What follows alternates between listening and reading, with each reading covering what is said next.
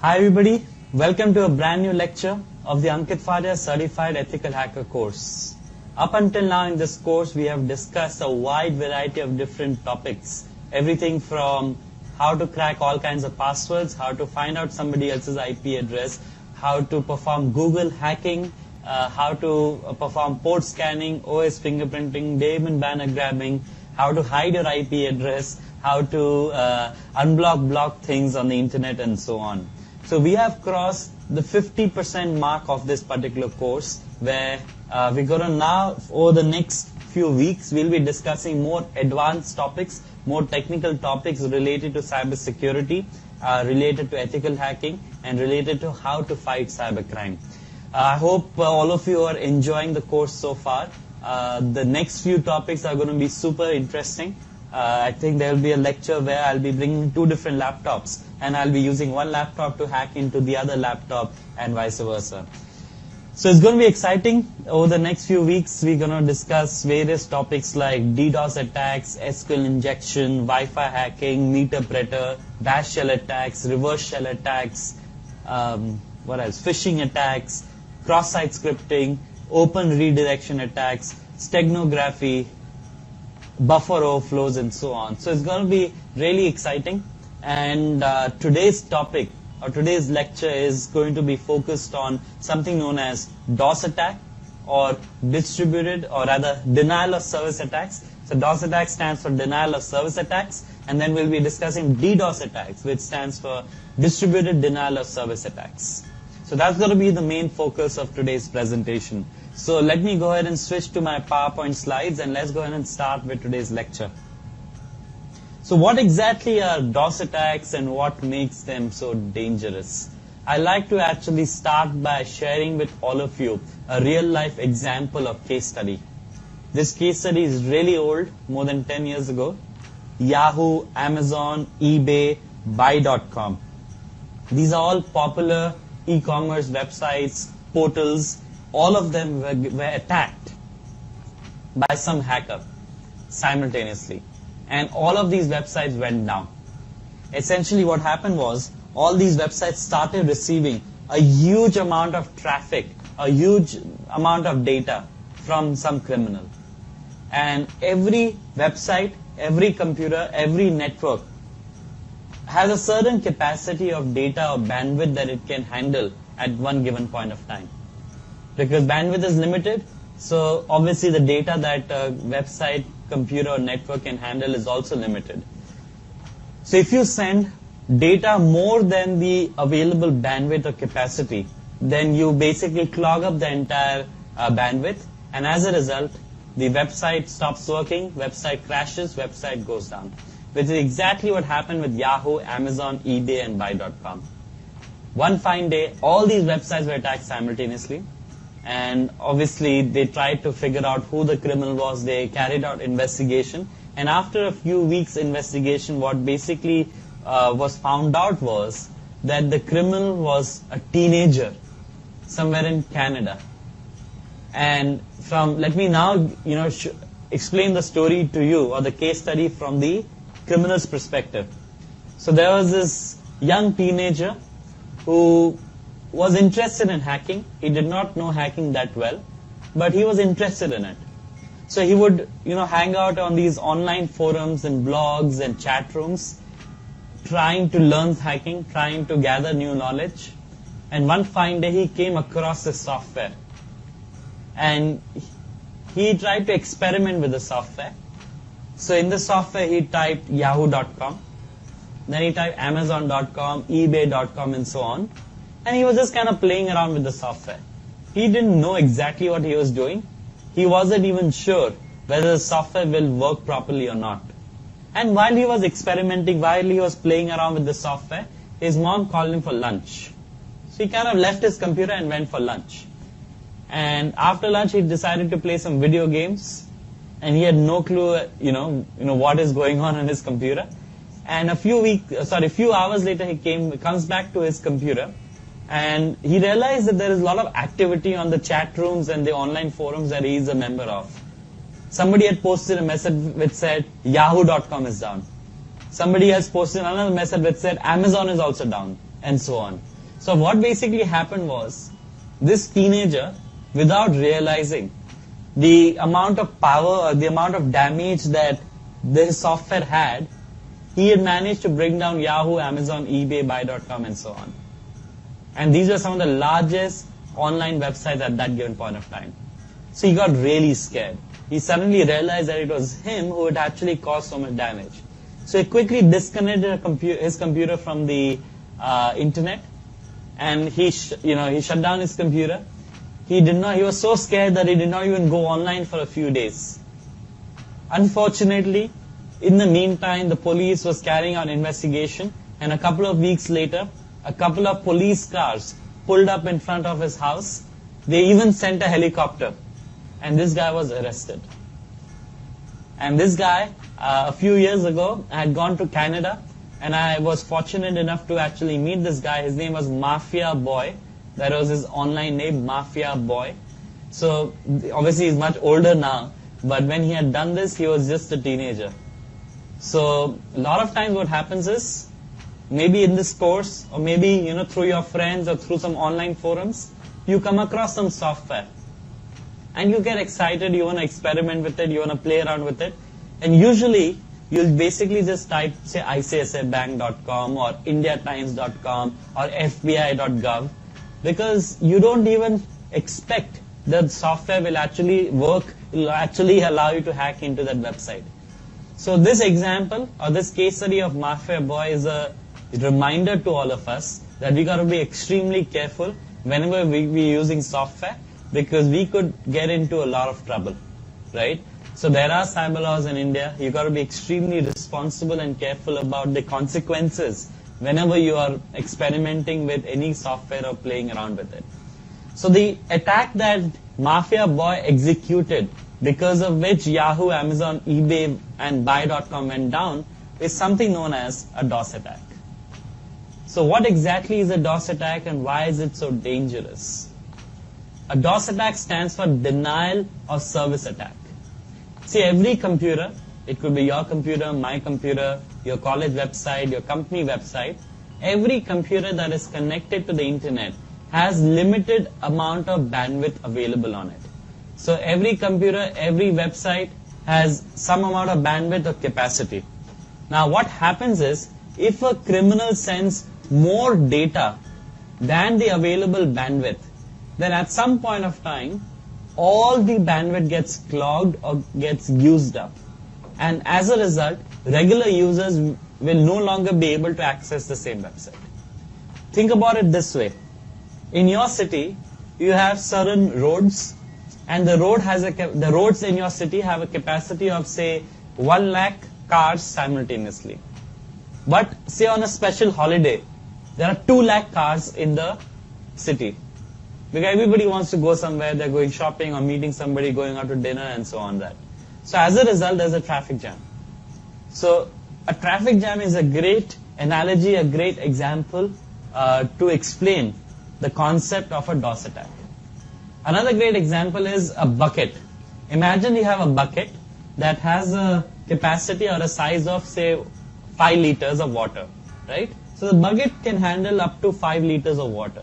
But the moment you try to store more than 5 liters of water in that same bucket, the additional water will overflow, because the bucket does not have the capacity, does not have the bandwidth, does not have the size to manage or handle more than 5 liters of water.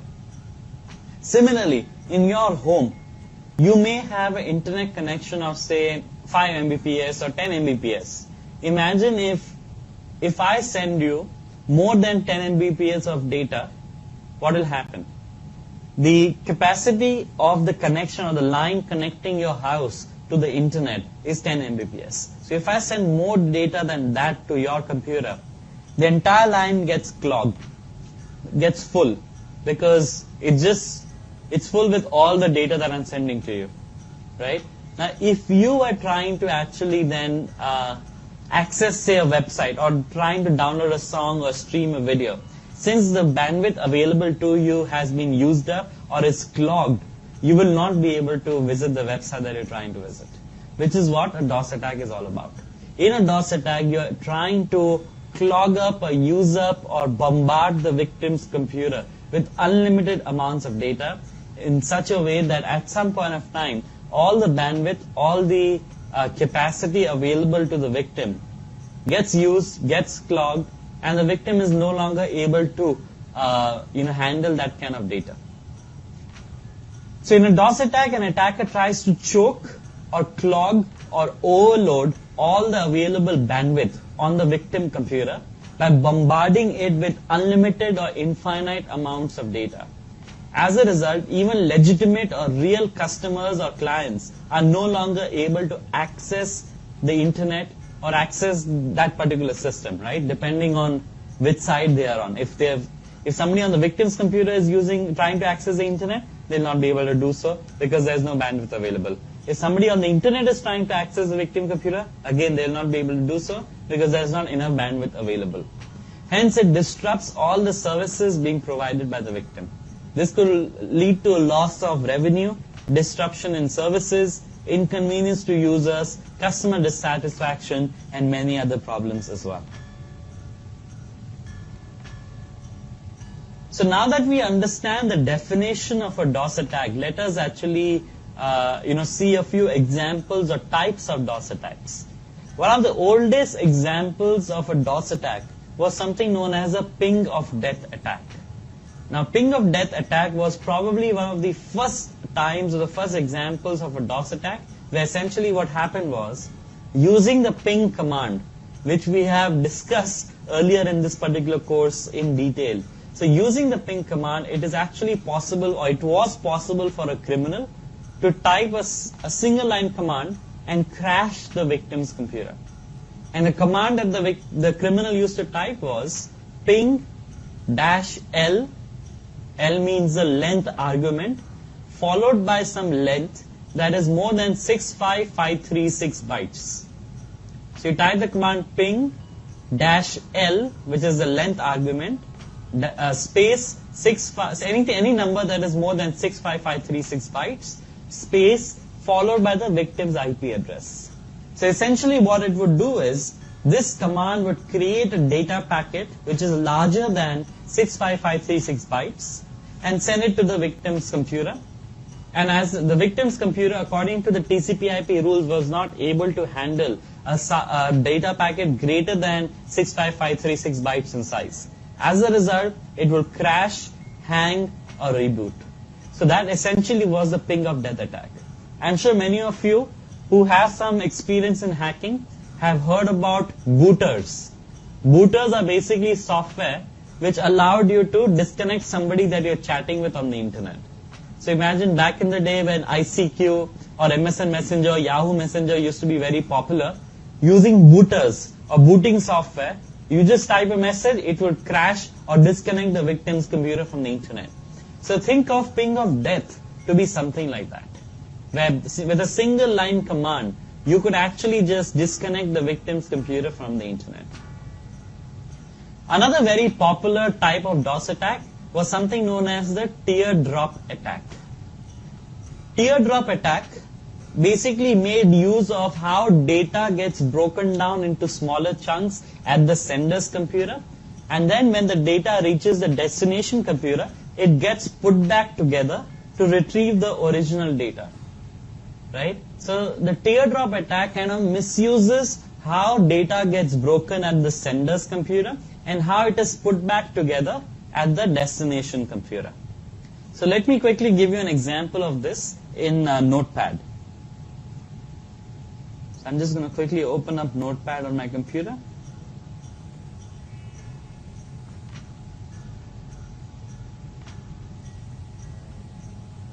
I'm also running Backtrack in the background, so that's why my computer is a little bit slow.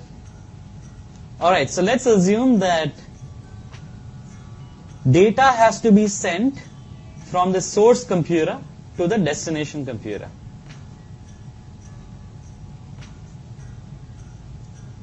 Right?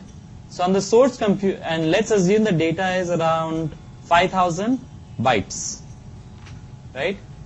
So 5000 bytes of data have to be sent from the source to the destination computer. So what will happen at the source is that the 5000 bytes get broken down into smaller chunks of data. So at source, the 5000 bytes become chunk A could be bytes 1 to 1500. Then chunk B will be bytes 1501 to 3000. And chunk C could be, say, 3001 to 4500 bytes. And then finally chunk D would be 4501 to 5000 bytes. So that's essentially what happens when data has to be sent from the source to the destination. At the source, the data gets broken down into smaller chunks, and these smaller chunks, chunk A, B, C, and D, will travel through the internet and eventually reach the destination computer. So that is how data normally gets broken down when it has to be sent from source to the destination. However, in a teardrop attack, what happens is the data gets broken down with overlapping ranges or overlapping fragments. So chunk A would be the same, 1 to 1500. Chunk B could be 1499 to 3000 bytes. And chunk C could be 2999 to 4500 bytes. And chunk D could be 4499 to 5000 bytes. So essentially, there is some kind of overlapping that is going on between each chunk of data. And because of these overlapping fragments, or because of this overlapping of ranges of data being carried by each smaller chunk, when these overlapping data packets reach the destination computer will not know how to put it back together, because there will be an error. On the destination computer, when they try to put together chunk A, B, C, and D together, essentially there will be an error because it's all overlapping, right? So that's the problem with the teardrop attack, and that's how the teardrop attack can execute a DOS attack or crash the victim's computer. So data is broken down at source into smaller chunks and put back together into larger chunks at the destination computer. Overlapping data fragments are used to crash the destination computer or the victim computer. So say 4000 bytes, similar example we have seen. What happens when chunk B is carrying some kind of overlapping fragment? It executes a teardrop attack, right? So that's what the teardrop attack is all about. Another type of attack is something known as a fragmentation DOS attack. It's a slight variation of the teardrop attack, where essentially in the teardrop attack you had overlapping ranges of data or overlapping data fragments. However, in a fragmentation attack, what happens is identical data fragments are sent to the target computer. So chunk B and chunk C will be containing the exact range of data, right? So essentially, since you're sending not only overlapping but identical fragments of data, when the data fragments reach the destination computer will not know how to put it back together. As a result, it will crash, hang, or reboot. So that's what happens in a fragmentation attack. Next comes the Smurf attack. Smurf attack is actually extremely interesting. Let me actually explain the Smurf attack to all of you in the notepad file. See what happens if I send you one ICMP echo request through the internet. ICMP echo request means ping request. So what happens if I send an ICMP echo request or a ping request to you? Your computer has to send back one ICMP echo reply or ping reply, right? So if I send you one ping request, you have to send back to me one ping reply. What happens if I send you 1000 ping requests? You have to send me 1000 ping replies, right? Okay. Now let's assume that in your college or your company, there are 100 computers. What if I send one ping request to each of the 100 computers? How many replies will I get? I'll get 100 ping replies. Now, there is a concept or a special IP address called a broadcast IP address. Every network has a broadcast IP address. And what is special about the broadcast IP address is the fact that any data that is sent to the broadcast IP address of a network is then forwarded to all the computers or all the IP addresses in that network. So if I send a data packet to the broadcast IP address of your college network, and your college has say 100 computers, that same data packet gets forwarded to all those 100 computers. So if I send one ping request to the broadcast IP address of your college or company network, I will get how many replies? I'll get 100 ping replies. Now what if I send 1000 ping requests to the broadcast IP address of your network? How many replies will I get? I'll get 1000 into 100 replies. Because each of those 1000 different ping requests that are sent to the broadcast address are being forwarded to each of those 100 computers that are there in your network. And what happens if I send infinite ping requests to the broadcast IP address of your network? I'll get 100 into infinite ping replies. So that is the beauty of the broadcast IP address. Now to make it even more complicated, I can send all these infinite ICMP echo requests from spoofed IP addresses, spoofed source addresses.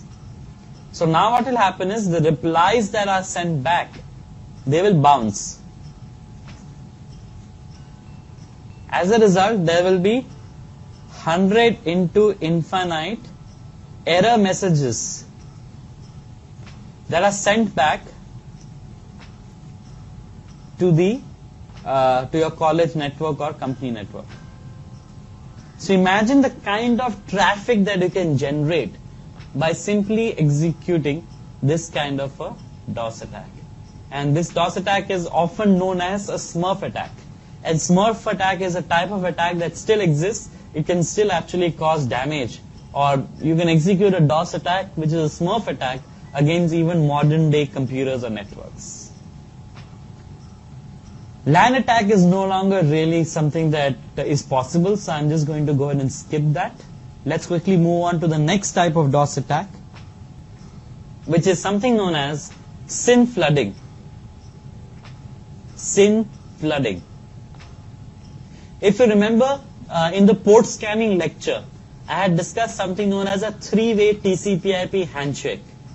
In a three-way TCP/IP handshake, what happens is there are 3 steps that 2 computers must follow for a connection to get established between the 2 of them.